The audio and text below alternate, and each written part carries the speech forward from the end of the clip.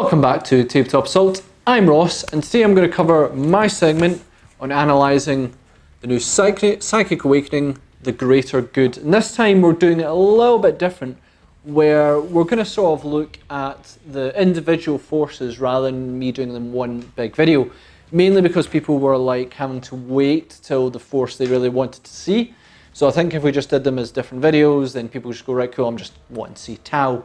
This will give you a better idea of it. I do a wee bit of a summary on all the forces at the beginning, just so you get an idea of comparisons. But in this video, it will be a focus on the T'au Empire. So when I begin these, I usually like to do a bit on the narrative, not too much. I didn't have so long to really look at the narrative for this Psychic Awakening, as I did have 3 forces to look at in a bit more detail rather than 2, and there is quite a wee bit to look on them. So it was a bit tricky. Also, they're not forces I particularly know too well. T'au, I've played a couple of times. I'm kind of banned because I do really bad with them. Astra Militarum, I actually know quite well. We don't have a current force for them, which is a shame, but they are ones. I did start painting some models, but I've got loads of projects on the go at the moment, but I know them quite well. And Genestealer Cult, I have no idea on, so that's kind of a tricky one in that one, but I did reread some of the codexes, try and familiarise myself with them, and then look at Psychic Awakening and how they augment on it. But in terms of the narrative in itself, you know, there's a big focus on sort of the T'au and the Genestealers and the Astra Militarum sort of reacting to them, and then sort of T'au reacting to Genestealers in that one. The part that I was very interested to read about was I think it was the Echoes of Awakening. Yeah, they're a bit less interesting than the previous one. The previous one had some cool subtle hints to stuff which may lead to other places. This one did not so much. It had 2 sort of reactions, sort of summaries from the Dark Angels and the Grey Knights, sort of the aftermath of Ritual of the Damned, which I was like, fine, but we've already read that.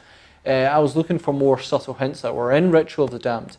There's a Flesh Tearers sort of reaction to the Death Company Intercessors, which is quite funny to read. Flesh Tearers don't really like the new Primaris Marines, so for them to just sort of go, well, look, they weren't cured of the flaw, they've got it as well, is quite good. And then there's a wee bit about Iron Warriors and Call, which is interesting. I really like Iron Warriors. I really want to see a Porter Rabble model, but I think that is on the low scale of going to happen. And then there's Call and what he might be doing with Admech. And finally, there's like a World Eater's message, which I'll give you 10 points if you can guess what the words are. I'll give you a clue. I think it's like 2 words, you know, if not 3 words. It's their catchphrase. Let's move on from that, but it's like a whole paragraph of it. It's a good transmission. So to summarise the book, I'm going to look at each of the forces here and just give you a quick snip of what they get. So T'au get Commander Shadow Sun, new model, new stuff. Custom T'au sets, so you know by now it's like you choose to make your own set. Prototype weapon systems, so this is instead of taking a relic, you choose something to help a character or a unit. There's some fun combinations there, really good ones. Stratagems, you know them, bunch of them new ones, about 15 for T'au. 8, so I suppose it's an update entry because Chapter Approved 2018 is gone. And Farsight Enclave rule expansion, just basically if you want to play Farsight Enclave, there's a whole bunch of extra stuff there. Astra Militarum got Regimental Doctrines, you know, again, choose 2, that's your custom regiment. Tank cases give your tank's abilities in exchange, I think, for warlord traits. Stratagems, I think there was, I want to say there was maybe actually 14 for T'au, 15 for Astra Militarum. There was about 14 or 15 for each one. The Ordo Tempestus, they got a big update for themselves, and they got an absolute ton of stratagems themselves, just in case you want to play a more sort of Tempestus force. Genestealer Cult, they begin with like a big errata that just explains like cult ambush and all that stuff. I don't think there's huge swaths of changes. I think it's basically to take what's on digitally into this one to make it absolutely clear in print, this is how you go. You then have Cult Creeds, which is again like the regiments and everything. You pick 2 rules, that makes your custom cult. They also have stratagems, and they also have psychic abilities as well. But we're not talking about them today. We are, well, I am in a different video, And this video is all about the T'au. So let's speak about Commander Shadowsun. So here we have the updated rules for the new version of Shadowsun, armed with a bunch of new weapons, a new drone, and a few extra abilities and clarifications. In terms of weapons, instead of having just the Fusion Blaster, which I believe she had before, is now she has got by default a Flechette Launcher, 2 high energy Fusion Blasters, light missile pods, and a pulse pistol. Alternatively, you can exchange each of the high energy Fusion Blasters for dispersed Fusion Blasters. Just to quickly go over their sort of, and I believe her stats haven't changed. She's still, I'll give her them quickly. Movement 8, weapon skill 3, bliss skill 2, strength and toughness of 4. I feel toughness should be 5, you know, just in that suit, maybe a wee bit tougher. Wounds 5, 4 attacks, leadership 9, 3 up save. In terms of the weapons, now the 2 most important ones are probably the dispersed Fusion Blaster and the high energy Fusion Blaster. The high energy Fusion Blaster is 24 inches, assault 1, strength 8, minus 4 AP and d6 damage. And when you resolve an attack with this weapon against a unit that is within half the range, roll a d6, roll an additional d6 when inflicting damage. The important thing is that she does have 2, and compared to the old one, it is an extra 6 inches, which is very important. It means that sort of melter rule works within 12 inches, which is really, really cool, but it just gives that bit more range. She can choose to go dispersed, which is 18 inches, so it's 6 inches less. Is assault 2, strength 7, minus 4 AP and d3 damage, and again has a similar melter rule where you can roll an extra dice if you're in half range. I'll speak about them a bit more later. In terms of the other stuff, we have the light missile pods, 24 inches, assault 2, strength 7, minus 1 AP, d3 damage. Flechette Launcher, which is 18 inch range, pistol 5, strength 3, 0 AP, 1 damage, and then she has a pulse pistol, which is pistol 1, 12 inches, strength 5, 0 AP, 1 damage. There, maybe if you get stuck in combat, you can't quite get away, then you might find a bit of use, but remember you can't fire pistols in your other weapons. Yeah, so main thing you've got to decide is that, you know, you've got your light missile pods, which are fine, and then your high energy fusion versus your dispersed fusion.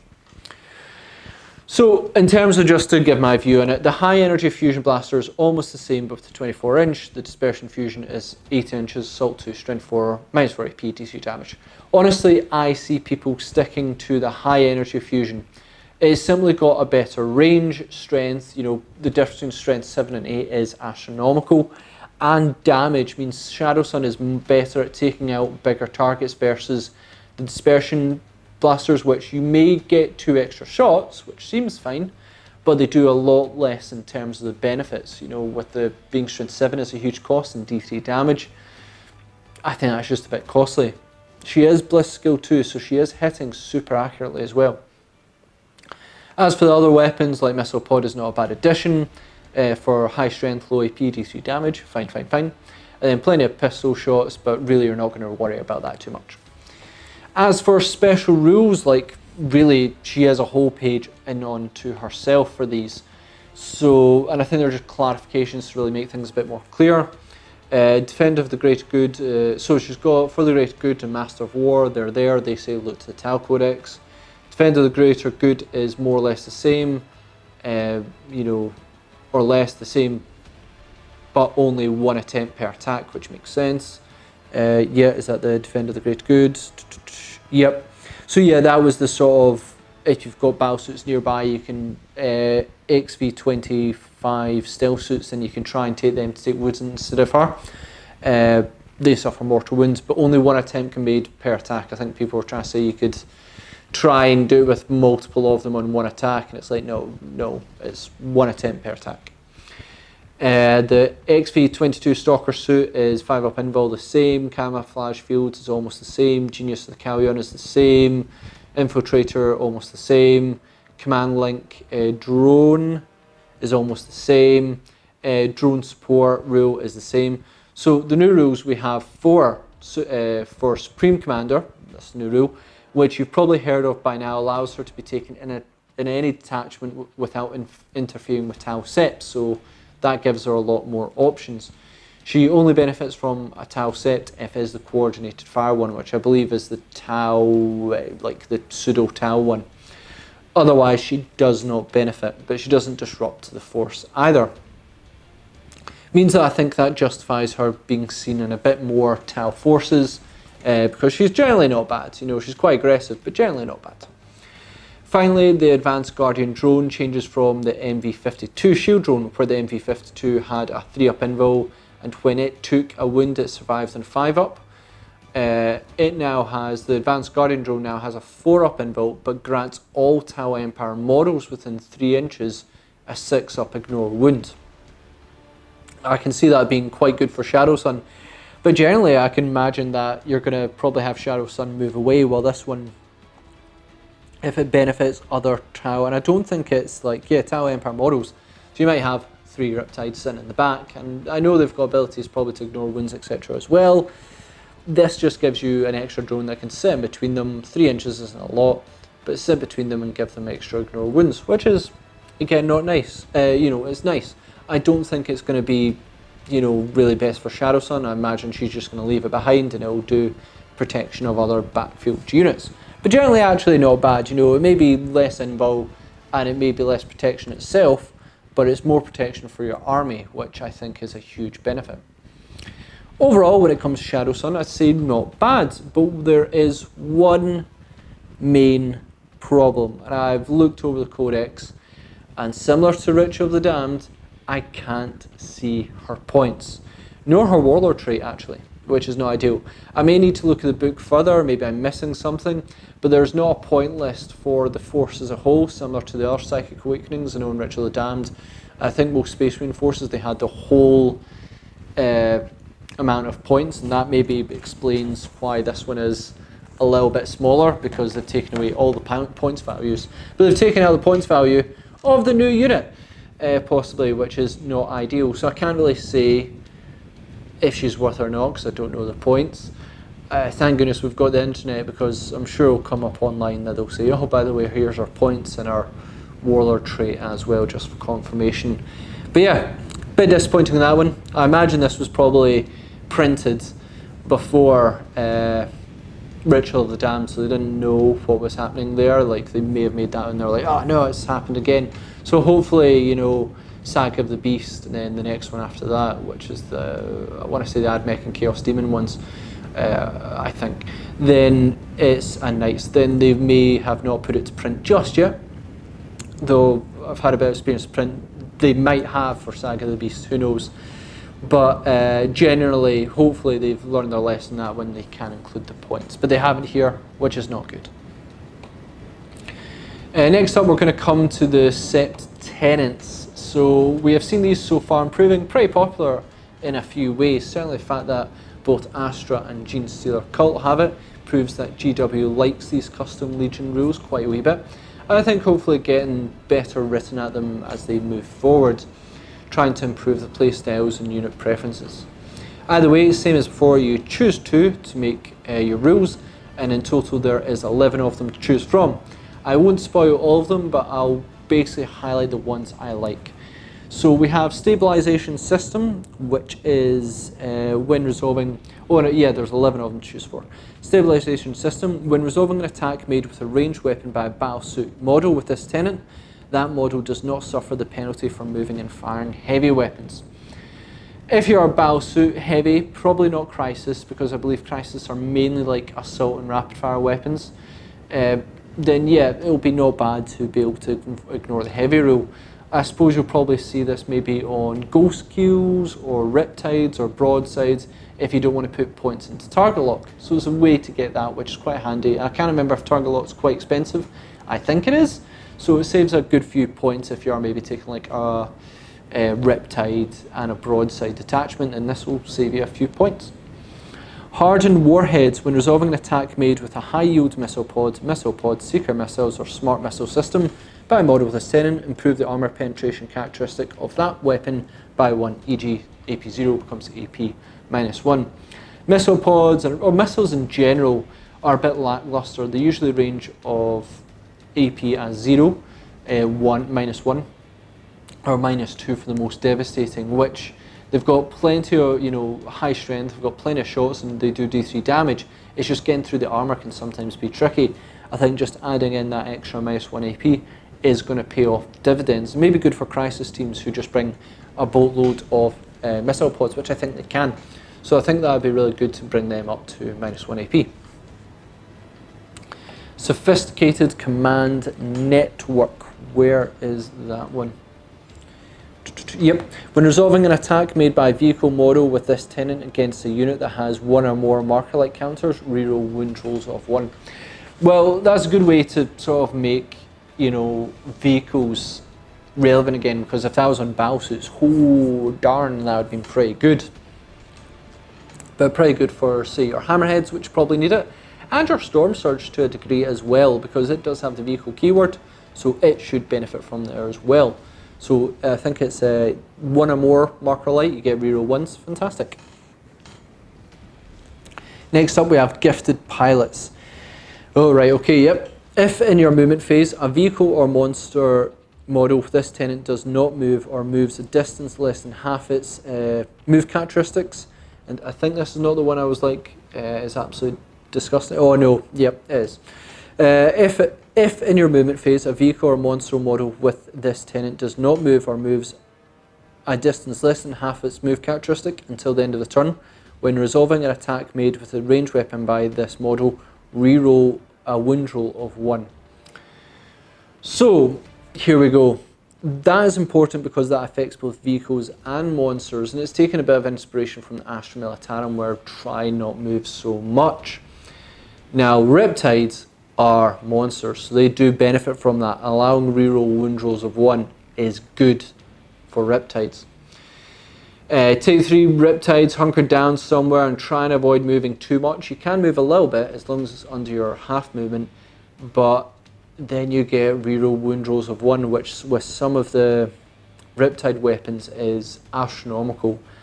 That is going to be a very interesting one to see how they combine with that. Up guns, burst cannon models with this tenant are equipped with have an armor penetration characteristic of -1. Now burst cannons put up plenty of shots. I think if you take Crisis Team, and this is going to be important going forward, is that if you can exchange their burst cannon for essentially, I believe, 3 burst cannons, because they are part of the weapons, correct me if I'm wrong on that one, which, you know, means that they put out 12 shots a piece, taking a 9-man squad at 108 shots. I'll bring that in later on. Bring them from, you know, Assault 4, Strength 5, 0 AP, 1 damage to with an extra AP is going to shred through armor a lot better. So I really think that one's good as well if you're going to take a Crisis Team. So overall, I like this. It's a tricky one, as I can see this being helpful for small detachments such as 3 Riptides are going to have their preferences over maybe a Stealth Suit detachment or Crisis Team detachment. However, being joined in maybe like a big detachment is not ideal, because then only certain units are benefiting from stuff, while if you do them in smaller detachments, then they actually benefit from their custom one a little bit more, because the rules probably are better suited for small teams of Crisis Teams, small teams of Riptides, and then in their different sets they will benefit. So I'm interested to see what people combine with that one. Either way, overall I do really like them. There's one very meh one of like +1 leadership. However, overall plenty of options and some nice ones to choose from. There's some ones that really struck out for me, you know, that really worked out quite well. Access to reroll wounds I find is always very essential in this game, because there's plenty of ways to reroll and augment hits, less so when it comes to wounds.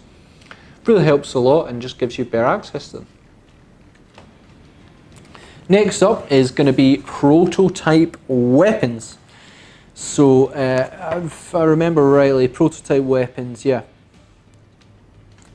Prototype weapons are an interesting one.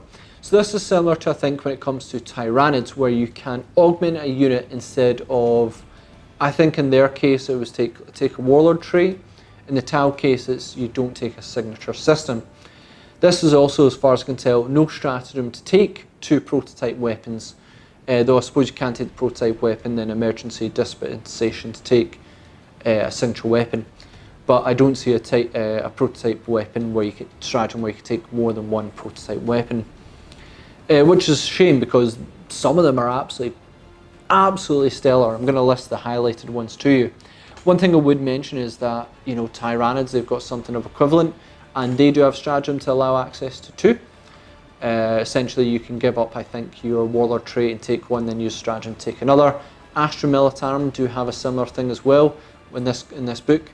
Because of their tank cases, they can take like a tank case and spend a Stratagem to get another tank case. They basically give up their Warlord trait, then take Stratagem. But I would say overall, maybe in my opinion, I would say that the prototype weapons may be better. And I will justify that by listing some of the key ones off. Overall, there is 1, 2, 3, 4, 5, 6, 7, 8, 9, 10, 11, 12. 12 to choose from, and there's a lot of good ones. So we have the Fusion Obliterator. XV95 Ghost Kill Battlesuit model only. This weapon replaces the Fusion Collider and has the following profile. 24 inches, heavy 3, strength 9, minus 4 AP and D6 damage. And when you're within half range, you get the Melter Rule. This does so much for the Ghost Kill. 24 inches, so it's got good range. Heavy 3, so it's not a random amount. And strength 9 really makes Fusion a lot more reliable. I've been stung by the Ghost Kill before, and just making it more reliable and deadly, really, really good. Advanced EM Scrambler, XV95 Ghost Kill Battlesuit, model only. Enemy units are set up in the battlefield as reinforcements, cannot be set up set up within 12 inches of this model. Not a great one, it's a good way to deny deep strike. Trust me, there's a lot better there, but I can find that some people who are like deep strike heavy, this will annoy them a wee bit as well. Gatling Burst Cannon, so I think that's one of my favourite ones to begin with. This is available for Commander, XV8 Crisis Battlesuit, XV8 Crisis Bodyguard, or XV95 Ghost Kill Battlesuit unit only. The weapon system replaces each burst cannon that models in this unit are equipped with and has the following profile. Gatling Burst Cannon, 18 inches, Assault 4, Strength 5, 0 AP, 1 damage. That's just more or less the same, if not exactly the same. Abilities: when resolving an attack made with this weapon, an unmodified hit roll of 6 scores 1 additional hit. So more or less the same as I said before, but you get extra hits on 6s. Now, correct me if I'm wrong, again I said this before, you can take 9 XV8 Crisis Battlesuits in a squad with 3 burst cannons on each, replace the one that you have. So basically I think I said you can replace the burst cannon with 3 ranged weapons or support systems, so take 3 burst cannons on each, and that will however put out 108 shots, if my math is right, which, you know, overall if you get unmodified 6s, that should be 8 additional hits automatically, which is pretty good. I think if you're facing a horde army, looking at orcs, because I'm pretty sure T'au, mainly the Enclave, really hate orcs, then yeah, this is a good way to get a reliable amount of shots on them. I mean, you know, 108 shots with 18 of them potentially being additional hits is pretty good. So I think that's going to be interesting for crisis teams, because I know they're struggling at the moment. That's a good first start for them. Next up we have Network Marker Light. Pathfinder team unit only. The weapon system replaces each marker light that model in the unit are equipped with and has the following profile. Network Marker Light, 36 inches, Assault 1. Essentially it turns them from being Heavy 1 into Assault 1. I think there's better ones out there. Maybe if you want to have, you know, Pathfinder teams on the go, then yeah, maybe not bad. But ultimately, when I've played games, I try to keep them still and just marker light up. There may be occasions where you're like, oh, I wish I could move and hit more reliably. Sometimes, but I think there's better ones in there. It is still one worth noting, but I think it depends on your playstyle. Cross-Link Stabilizer Jets. Commander, XV8 Crisis Battlesuit, or XV8 Crisis Bodyguard unit only. When resolving an attack made with a ranged weapon by a model in this unit, reroll hit rolls of 1 and reroll wound rolls of 1. So that is stellar to say the least. You know, being able to reroll hit rolls of 1 and also wound rolls of 1. Again, XV8 burst cannons, plenty of shots. This could be devastating. Whether it's worth going for the cross-link stabilizers or the Gatling burst cannon, between the two of them, I don't know. It's good though. I think this one may be good if you maybe take like a fusion commander and that just gives them natural reroll 1s and reroll on hits and wounds, then they're going to tear through stuff. But maybe it'd be good on the burst cannons as well. I don't know. Keep in mind, and I don't know if prototype, there is something about prototypes, I didn't write it down, whether they actually benefit from the SEP tenants. As far as I know, they do, although it says burst cannon models, so maybe not. The Gatling burst cannon might not count when it comes to the up guns, because that'd be really good to get -1 AP as well. I don't know, but the cross-linked stabilizer jets would help there as well, meaning that you could benefit from the -1 AP, and then the hits and wound rolls would be re-rollable. Really good. I think there's going to be some good combinations on that one. Magnum Rail Rifle, XV88 broadside battlesuit unit only. This weapon system replaces each heavy rail rifle model in the unit that are equipped with the following. Magnum Rail Rifle, range 60, so I think it's a short range. Heavy 2, strength 9, -4 AP, D6 damage.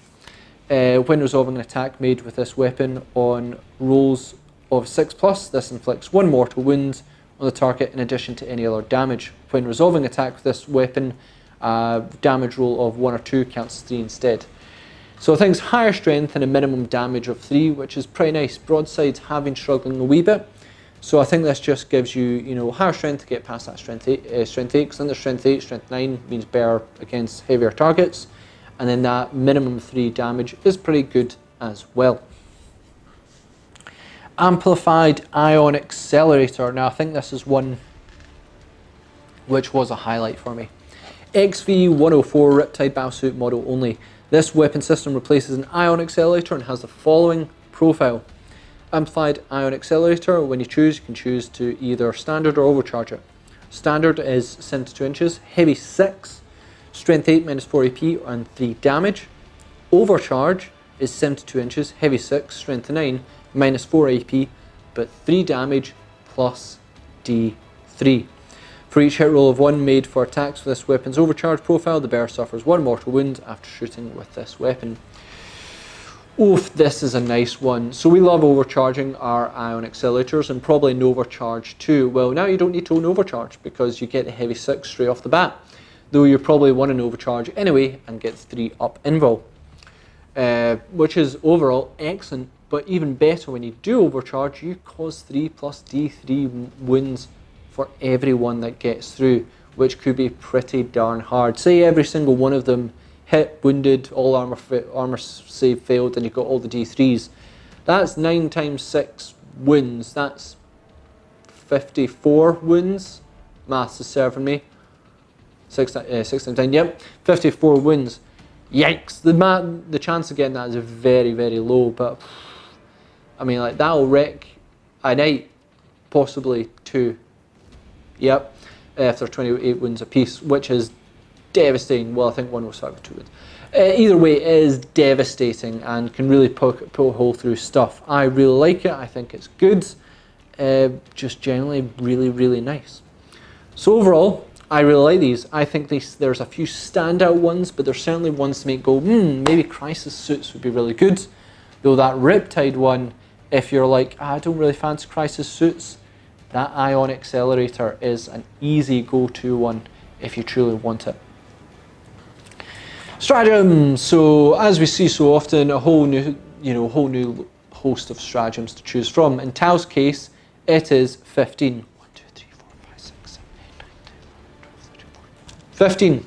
It's just because like the other ones have like 14 and 15, so I get confused. I wrote it down, so I should trust myself, which is pretty darn good. Giving a lot more variety for when you spend command points on stuff. But are they good? Again, I'm just going to highlight the ones I think are generally good, and the highlights are 1, 2, 3, 4, 5, 6. So there's 6 really good ones I really like. So aerial targeting, 1 command point. Use the stratagem in your shooting phase. Select 1 enemy unit until the end of the phase. When resolving an attack made with a ranged weapon by a model from your army against that unit, treat that unit as having 1 or more marker lights than it actually has for that attack. So that's really good. Essentially, you are exchanging a command point for a marker light. Didn't quite get up to the 5 marker lights you wanted, spend a command point, job is good. Say you actually just want the 1 marker light so you can get the rerolls, job's good. So yeah, really nice. I'm surprised they didn't actually have this before. It seems like such an easy one to write in. Wisdom of the Many, 1 command point. Use the stratagem in your movement phase. Select 1 ethereal unit from your army. Until the end of the phase, that unit can invoke 1 additional elemental power using its innovation of the element's ability, so long as the element power has not already been invoked by that unit in the phase. So you can't double stack invocations, but you certainly can use 2. Which ethereals, they can be quite useful. I think the one that allows, I want to say rerolls, and then the one that allows you to avoid damage, those are the 2 ones I like best, but generally they are quite good. So 1 command point if you want to be both offensive and defensive, really, really handy. Pulse Onslaught, 1 command point. Use the stratagem in your shooting phase when a breacher team unit from your army is chosen to shoot with. Until the end of that phase, the range characteristic of close range and medium range profiles for the Pulse Blaster models in that unit that are equipped with are increased to the 15-inch range. So essentially, you can choose to, go close or go medium profiles at 15 inches. You're almost always going to go probably close because it's a lot more stronger. I think it really helps breacher teams. I've struggled with them a wee bit myself, but I think this one does help. It makes them, I think, strength 6 -2 AP 1 damage. So that's not bad. Certainly makes them a bit more relevant, but I mean, the 30-inch strike team are still pretty good. I just think the EP does help as well. So if you have loads of extra command points, solid one to make breacher teams a bit more useful. Modular Weaponry, 1 command point. Use the stratagem in your shooting phase when a sept model, other than a Titanic one, from your army is chosen to shoot with. Until the end of the phase, do not roll to determine type characteristics of heavy weapons that model is equipped with. They have their maximum values, e.g. heavy d6 becomes just 6 shots. Take out the random from roll type characteristics and for all weapons. Would be excellent on the Storm Surge, but you're out of luck on that one. I don't think it's as strong as T'au, don't get me wrong, it'd be fine on a Riptide, but there are other ways to work around it. Other armies would kill for it. I suppose, other armies would absolutely die for that stratagem, and I hope it does appear in a few other ones. Looking at Necrons, oh my goodness, you put that on a Doomsday Arc, that'd be pretty good. But basically, Riptides have ways around it. Hammerheads, I suppose, would be quite good, but Hammerheads have their own problems. Yeah, not bad. It's solid for 1 command point. Rain of Fire, 1 command point. Use a stratagem in the shooting phase when a Vespid Stingwings unit from your army is chosen to shoot with. Until the end of the phase, when resolving an attack made with a ranged weapon by a model in that unit, if that unit was set up on the battlefield using the Plunge from the Sky ability that turn, you can reroll hit rolls. So I actually really like this. Like Vespids, this kind of makes them more relevant again. Being able to reroll all hits when shooting when they deep strike in, pretty good. Now they do have, after all, 2 shots, strength 5, -2 AP and 1 damage. This makes them very reliable for coming in on the backfield and just annihilating a small unit, say like Devastators. Yeah, and Vespids I think are quite cheap as well. I think that just makes them a lot more reliable. Say you take a 9-man squad or something, deep strike them in, try and annihilate something, and they'll probably die afterwards. But say it's like a unit of Devastators in the back you just can't quite reach. Send in the Vespids and do Rain of Fire. Coordinated Engagement, 2 command points. Use a stratagem in the shooting phase. This one's a bit complicated, so I'll try and read slowly. Use a stratagem in the shooting phase. Select 1 XV8 Crisis Battlesuit or XV8 Crisis Bodyguard unit from your army, and select 1 enemy unit. Until the end of the phase, when resolving an attack made by a model in the XV8's Crisis Battlesuit or XV8 Crisis Bodyguard unit against that enemy unit, treat that enemy unit as having 5 marker lights counters. So that's an interesting one. It gives basically 1 Crisis Suit unit to go, right, we're going to put everything into some 2 command points, and that gives you all the benefits of the marker lights, which are the main ones, don't quote me, is the reroll 1s to hit, +1 to hit, ignore cover. We don't really worry about the destroyer one. And I think the one is basically if you have destroyer weapons, you hit more reliably. It's basically that ignore wounds, reroll 1s, and +1 to hit. That'll make crisis teams a lot more reliable. Certainly if you're going to take burst cannons, now that's going to be absolutely devastating. Say if they're extra -1 AP, the reroll 1 set, which is a bit useless, but then the reroll 1s to wounds is excellent, maybe the additional hits ones. Yeah, generally really, really good. Again, another way to make crisis teams much more relevant, so I really like it. After that, there are a few crude ones which are okay. Nothing I think that were breaking from what I saw, and people are probably going to be upset that I didn't mention them. But there is a few, but none of them I'm like, stand out for me. They're all kind of fine. So overall, I think they're fine. They don't save Kroot, which is a bit of a shame, but I think people at this stage kind of wish that Kroot were their own force, but I don't see that happening. It's kind of there. So that's a bit of a tricky one, but generally I actually think the stratagems are very good. Next up, we're going to go with Farce Enclave. So yeah, you've now got a big section on the Farce Enclave to really bring them into more. We now have the rules for 8. Now, I haven't checked the rules in detail. That would be a heck of a lot of work to compare all the chapter approved 2018 stuff to the ones now in Psychic Awakening. Suffice it to say, it is a 1,120 point investment to actually use them. So not quite a bargain, depending if the units are good or not. But the thematic list, I think people are going to like it if you are thinking of the Farce Enclave. Remembering all the individual models rules as well just also seems like a massive nightmare for me. It is a shame that maybe you can't buy them individually, you've got to buy them as the 8 themselves, but really thematically it is quite interesting to have. Other than that, there are a few more rules if you are Farce Enclave. Farce Enclaves can include 2 commanders and detachment. Guest commanders are no longer broken anymore now that new codexes are out. Also, they do get like a Space Marine type rule. You know when you got like Space Marines, they got an extra rule if they all went, like Salamanders, they got an extra rule if the whole army was that. Well, all Farce Enclave units in the T'au Codex gain the aggressive footing ability. So it's not like you need to all be Farce Enclave. It's just they all get an extra rule, which is aggressive footing. When resolving an attack made with a ranged weapon by a model in this unit against an enemy unit within 12 inches, treat that enemy unit as if they're having one more marker like counter than it actually has.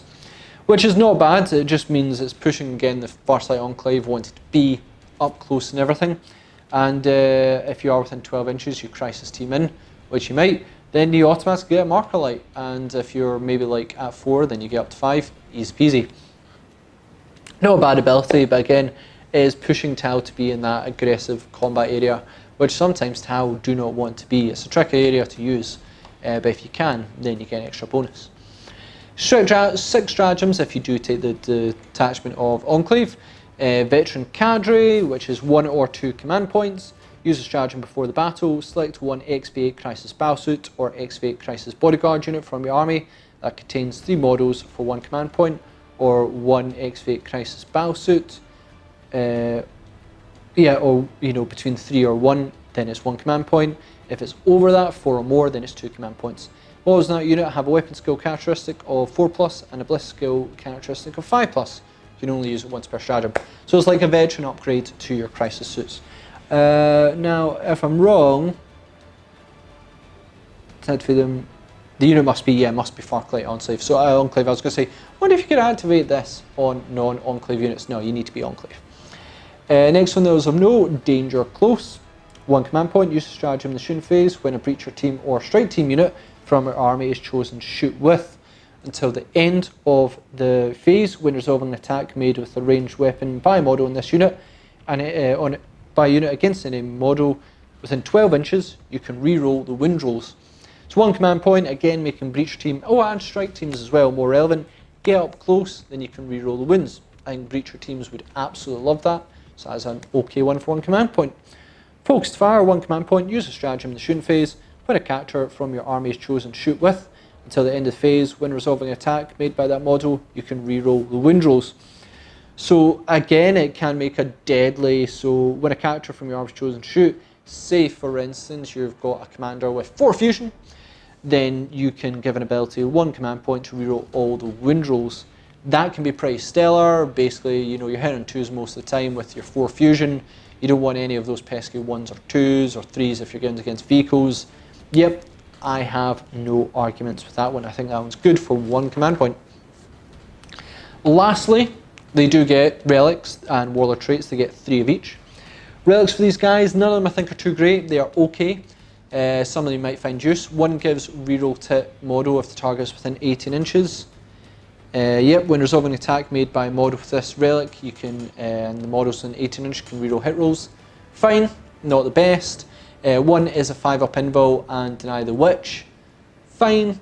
And last one is once per battle at the start of their opponent's turn, if they start or end within 6 inches of this model, roll a dice. On a 1, the model's unit suffers a mortal wound. Overall, meh. If you do so until the end, so, you know, if there's like a horde army, then yeah, that might be okay. But generally, I think all of them are kind of not the best. And Warlord traits, again, none I rate too highly. One is a 12-inch aura, which makes Bonding Knife Ritual work on 4s. One is Commander's Monka, works within 12 inches rather than 6, which can be actually quite good. But you maybe want to be a bit more aggressive with them. So Monka, okay. Lastly, the Warlord can reroll hits when targeting characters. Makes good wee assassin unit. Yeah, when resolving an attack made with this Warlord against a character unit, you can reroll hit rolls. So it can make a good wee assassin unit. Say it's one that for Fusion Commander, which is very popular. You just want to maybe try and put as many fusion into a character that's nearby. You can reroll hits, which is not too bad. Then you can stratagem to reroll the wounds, and then you know you've put in nearly 4 fusion, which are pretty much going to slack, you know, a character model, just reduce them to death.